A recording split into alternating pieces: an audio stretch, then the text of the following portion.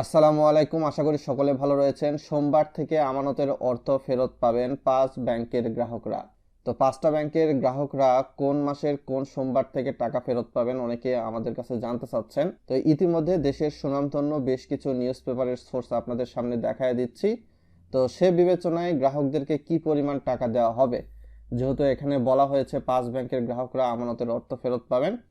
তো প্রত্যেকটা নিউজে আমরা দেখতে পারবো যে একীভূত হওয়া সমস্যাগ্রস্ত 5 ইসলামী ব্যাংকের আমানতকারীদের অর্থ ফেরত দেওয়া শুরু হবে আগামী সপ্তাহ থেকে, অর্থাৎ সামনের সপ্তাহ থেকে।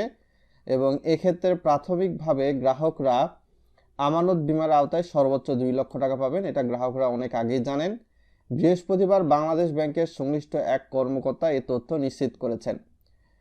তো কি তথ্য নিশ্চিত করেছেন সেটা একটু দেখে নেওয়া যাক। ব্যাংকগুলো হলো এক্সিম ব্যাংক, সোশ্যাল ইসলামী ব্যাংক, ফার্স্ট সিকিউরিটি ইসলামী ব্যাংক, গ্লোবাল ইসলামী ব্যাংক এবং ইউনিয়ন ব্যাংক। ভিডিওটা লাইক শেয়ার করে ব্যাংকিং রিলেটেড ভিডিও দেখার আমন্ত্রণ থাকলো। বাংলাদেশ ব্যাংকের এক কর্মকর্তার নাম প্রকাশ না করার সত্ত্বে জানান, আমানত ফেরত দেওয়ার প্রক্রিয়ার জটিলতা দূর করা হয়েছে ইতিমধ্যে। প্রথম স্টেপ সম্পূর্ণ। এর ফলে আগামী সপ্তাহে অর্থাৎ সোমবার মঙ্গলবার থেকে ব্যাংকগুলোর টাকা দেওয়া শুরু করবে বলে আশা করা হচ্ছে। ইনি আশা করছেন তো এই অর্থ আমানত বীমার আওতায় ফেরত দেওয়া হবে। তাহলে কি ঘটনাটা ঘটতেছে এখানে? এখানে গ্রাহক নিজ ব্যাংকের শাখা থেকে টাকা তুলতে পারবেন বলেও তিনি জানান। যেই শাখায় অ্যাকাউন্ট রয়েছে সেই শাখা থেকে তুলতে পারবেন, অন্য শাখা থেকে হয়তো বা এখানে ইন্ডিকেট করা হয় নাই। তবে কোনো গ্রাহকের যদি একটি ব্যাংকে একাধিক হিসাব থাকে তাহলে তিনি শুধু একটি হিসাব থেকেই টাকা তুলতে পারবেন প্রাথমিকভাবে। আর যদি কারো একাধিক ব্যাংকে হিসাব থাকে, অর্থাৎ ফার্স্ট সিকিউরিটি ইসলামী ব্যাংক, তারপর হচ্ছে গ্লোবাল ইসলামী ব্যাংক, তারপর Exim bank, union bank, SIBL, social ইসলামী ব্যাংকে, 5টা ব্যাংকে আপনার 5টা অ্যাকাউন্ট রয়েছে, তো ওই একাধিক ব্যাংকের একাধিক হিসাব থেকে আপনি টাকা তুলতে পারবেন। অর্থাৎ বলা হয়েছে তাহলে প্রতিটি ব্যাংক থেকে নির্ধারিত পরিমাণ টাকা উত্তোলনের সুযোগ পাবে।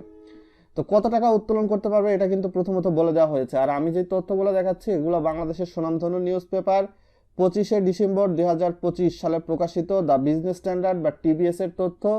তারপরে রয়েছে দৈনিক ইত্তেফাকের 26শে ডিসেম্বর 2025 সালের তথ্য। বুঝতে পারতেছেন একদিন কম বেশি করে বিভিন্ন নিউজ পেপার তথ্যগুলো প্রকাশ করেছে।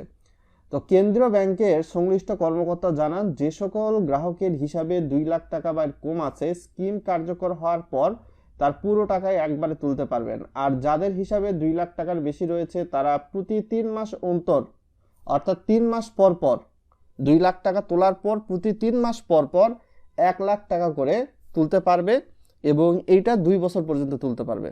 বুঝতে পেরেছেন? তবে 60 বছরের বেশি বয়সী গ্রাহক অথবা ক্যান্সার বা জটিল রোগে আক্রান্ত আমানতকারীদের জন্য এই বীমা শিথিল রাখা হয়েছে। তারা প্রয়োজন অনুযায়ী টাকা তুলতে পারবেন যখন স্কিমটা ঘোষণা করা হবে। বিষয়টা কিন্তু আমি নিশ্চিত করার চেষ্টা করেছি এবং 75 লক্ষ প্রায় আমানতকারী রয়েছে এই 5টি ব্যাংকে। আমার দেশের যে নিউজ পেপার এটাও যদি আপনি পড়েন সেম টু সেম ইনফরমেশনই তারা দিয়েছে। হয়তোবা তাদের লেখার ধরনটা এক, বাট সব কথা মিলিয়ে যখন আপনি একটা অর্থ করতে যাবেন বা সারাংশ সারমর্ম করতে যাবেন প্রত্যেকের কথার উত্তর প্রায় একই আসবে। বুঝতে পেরেছেন? যেমনটা আমরা পরীক্ষার খাতায় লিখি, এক একজন এক এক হয়তোবা বই পড়েন না, একটা বই পড়েন, কিন্তু এক একজনের লেখার ধরন এক এক রকম, কিন্তু মূল যে সারমর্মটা প্রশ্নে থাকে সেটাই উত্তর হয়ে চলে আসে। তো দ্য বিজনেস স্ট্যান্ডার্ড এটাকে আমরা বেশি কাঙ্ক্ষিত সোর্স ধরতেছি এবং এটাকে কিন্তু আপনি জানেন বাংলাদেশের একটা সুনামধন্য news paper the business standard. এখানে আর কিছু তথ্য সংযুক্ত করা হয়েছে কিনা।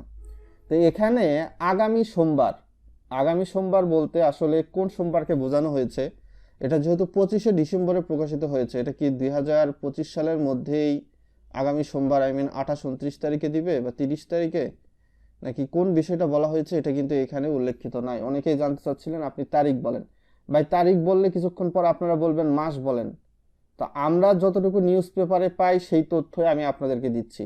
এখানে আমার বানিয়ে বলারও কোনো দরকার নাই, এক্সট্রা করে গল্প আমি বানাতে চাই না। বুঝতে পারছেন?